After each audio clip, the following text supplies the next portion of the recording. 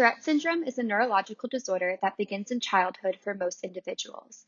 It affects around 1% of people in North America, and men are 3 to 4 times more affected than women.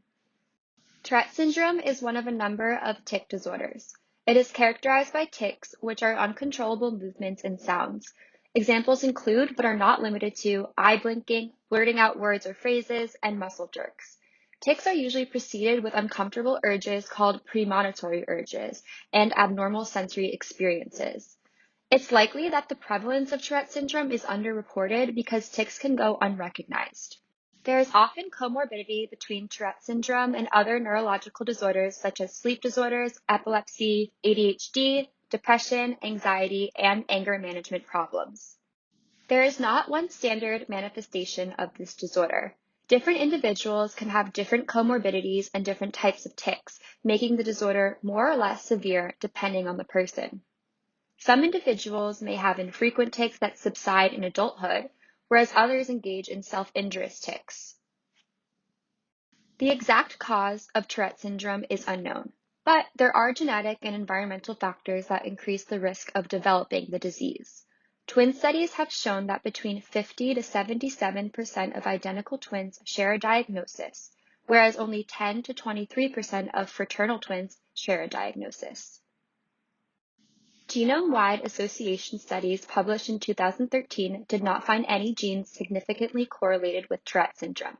However, there are some genes that have shown a strong association with Tourette's in certain families. There is no cure for Tourette syndrome. Current treatments are mainly designed to treat symptoms, the vocal and motor tics, and any comorbidities. There are several classes of pharmacological treatments currently used. One therapeutic approach is targeting dopamine transmission in the brain, because Tourette's is associated with abnormalities in dopamine transmission. The first class of pharmacological treatments are dopamine antagonists. The drugs that have shown greater efficacy are generally D2 dopamine receptor antagonists as opposed to D1 dopamine receptor antagonists. These drugs include the first-generation neuroleptics such as haloperidol and pimozide, or second-generation neuroleptics such as tiopride. Second-generation neuroleptics are different from first-generation neuroleptics because they're also antagonists of the serotonin 2A receptor. Additionally, second-generation neuroleptics have fewer extrapyramidal side effects, such as involuntary movements and tremors, when compared to their first-generation counterparts. The second class of pharmacological treatments include dopamine receptor partial agonists, such as aripiprazole. The fact that both D2 receptor agonists and antagonists have shown moderate therapeutic benefit can make Tourette syndrome a difficult disease to conceptualize. However, we can resolve some confusion due to the fact that aripiprazole is not a simple D2 receptor agonist. Aripiprazole is a partial agonist rather than a full agonist, so it does not activate the D2 receptor as much as dopamine ordinarily would. In Tourette syndrome, there may be overactivation of the dopaminergic pathways, resulting in too much dopamine. So, by providing a partial agonist of the D2 receptor, we can reduce overall dopamine transmission, thereby reducing some symptoms. Taking aripiprazole also reduces the risk of side effects associated with first-generation neuroleptics, which fully block dopamine receptors.